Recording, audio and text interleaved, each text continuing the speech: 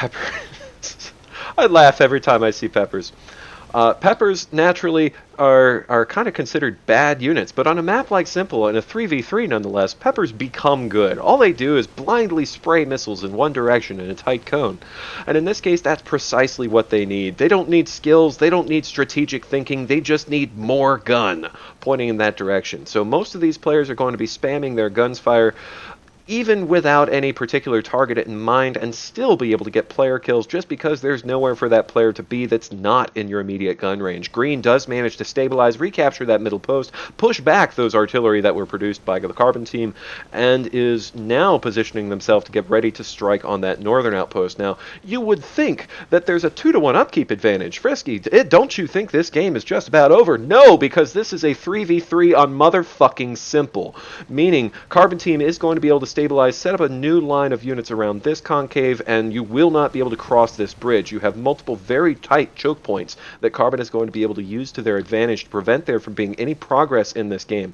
So Red Dog setting up some Goliaths of his own. The players are starting to get fairly high levels, so Lay Assassin as the Paladin is going to be able to soak up quite a few tank shots from those Goliaths and is going to be able to start picking Goliaths off. Now, as the mechs get more and more powerful, these biggest, baddest tanks in the game are going to start looking like little fucking sissy tanks, and the mechs are going to start mopping those up very quickly. And keep in mind, this is 3v3. There are a lot of mechs to contend with. So, Lord of Lords trying to keep his Busters healed up. Busters outrange Goliaths, trying to get a little bit of out micro there. Red Dog may get killed for his own braveness right there, whatever you call that.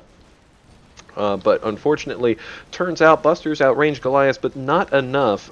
So one more Goliath gets pushed up, Busters get killed, and the Berthas are raining fire on the last remaining Carbon Goliath on the south front. Now, Green is bit by bit, inch by inch, clawed this northern outpost into our own grip. Carbon continually getting that back, but Apple and Make Wars continuing to get those kills on Red Dog and Lord of Lords. Apple getting a little bit frustrated here, him having the Warthog, whose only special power is the fact that he has a big-ass fucking gun. Feels a little bit left out here because he's really not being credited with the kills despite the fact that he's put in 99% of the damage. So, oh well. Make Wars dropping in a Grinder, which might make a difference in some battles, but not in this one, because you have multiple Goliaths that are immediately microed a short distance away. The Grinder's unable to contend with that. We did have a couple of nukes dropped. I would expect to have one more fall fairly soon. Those are serving the green team, right? Right? Where's the silo? Did it get picked off? Everything's getting picked off. So Apple's just sitting here picking off all the Whoppers thinking, ha! Carbon team must be unit capped. If I take away these Whoppers, they won't be able to build units anymore. Little does he know Carbon team is nowhere near their unit cap, and killing these Whoppers makes no fundamental difference whatsoever. So Green team is definitely going to be able to push forward about a ½ inch, so about 1.22 centimeters, or 1.27 centimeters. They are going to be able to take this northern outpost for about 7 seconds, and then it's immediately going to be neutralized again as Carbon team mechs as well as default creeps come spawning in to recapture that outpost. Green does lose another Goliath here, and Carbon, stacking up those Berthas, is going to be able to dish out shitloads of damage on this upper cliff top that Green's got as their own little bastion of strength. So Carbon kind of pivoting back and swinging the game back a little bit into a stabilized fashion. You would think Green would have been able to capture this top outpost, but without any kind of voice communication between these players, probably not going to be able to coordinate any kind of dedicated assault there.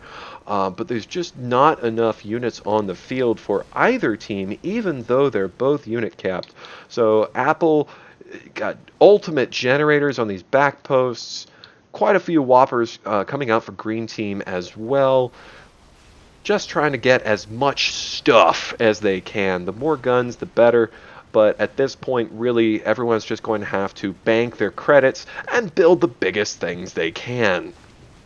And unfortunately for them, that's still not big enough to make a difference, because this is still dust. So, Green tries to push forward with a couple of Goliaths. We have another nuke falling somewhere, somehow, I think. Yep, so that's a Carbon Team nuke. Manages to hit nothing at all, which I thought was an impossibility on Dust, but where there's love, there's a way. Mayor coming in with balloons, of all things. These are actually aerial mines that are going to seek and land on mechs to kill them very quickly.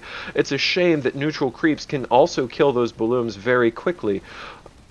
So the balloon does some damage to Red Dog. Red Dog does survive, and that was that. It was an interesting strategic decision for a little while, but ultimately on this map all you need to do is get more gun. So Pepper's going down, more Goliaths going down. Those Goliaths easily distracted by a grinder drop behind. Now they do no damage, and it's as if they're not there. Isn't this great? So another grinder goes down on the Carbon side, thereby nullifying all those Goliaths. Once both these grinders finally get picked off, the Goliaths can finally attack each other.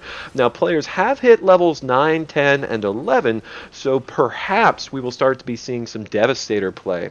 And at the point where they start getting the biggest, baddest tanks that exist in the game, at that point, one of these fuckers is going to start going zipper spam and max upkeep his entire team, because they can only build 10 to 12 units before they can't build any. And at that point, once someone tries to transition into lighter units, they will lose the game for their team, and everyone will hate them and make fun of them later. Now, Osprey does also have that overshield ability, which is going to nullify any kind of nukes that drop. Normally that would be the Turtle Breaker, the Stalemate Breaker, but because there is an Osprey on either team, and with the press of a single button that can completely negate all incoming damage from that entire nuclear weapon, like this cute little marker right here, you'll see that despite the fact that there's that Turtle Breaker, really not a whole lot is going to change. So why is Mayor bothering microing his units away from this beacon? We don't really know. It's just kind of the cool thing to do. Didn't actually play the overshield and almost lost a couple of tanks there. That was mighty irresponsible of Mayor 247 piloting that Osprey. Lord of Lords will go down again. Apple killing Lord of Lords and Red Dog. Although, naturally, Makewar is getting the credit for killing Red Dog. And Apple just trying to kill the players. Now that you have a partial team wipe for the Carbon team, Green is going to be able to jump in and actually try to make some ground change hands. This is ultimately how progress is made in Dust. By air firing and spamming the air fire enough, you have to kill the entire other team. And only once there are no players actually playing against you, then you can actually start moving your units forward and taking some ground. That is the only way that progress is made. Red Dog going down again, and at this point there's going to be a little bit of a level difference. Green team's going to be a little bit higher. Green team's got higher upkeep, higher income, and they are going to actually assign a command to their Goliaths. This could be game over. Red Dog throwing the GG, but maybe that's just because he's dead. We shall see. Carbon team has run out of units to put down, but maybe, just maybe, one of the people on that team can find the surrender button before these Goliaths slowly, gruelingly, gently destroy this fortress. But then again, maybe not.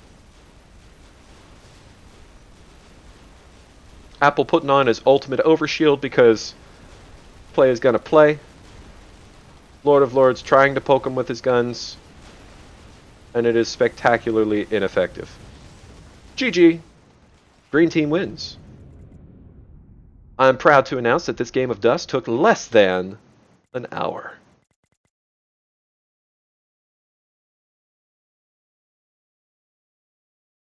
Oh God.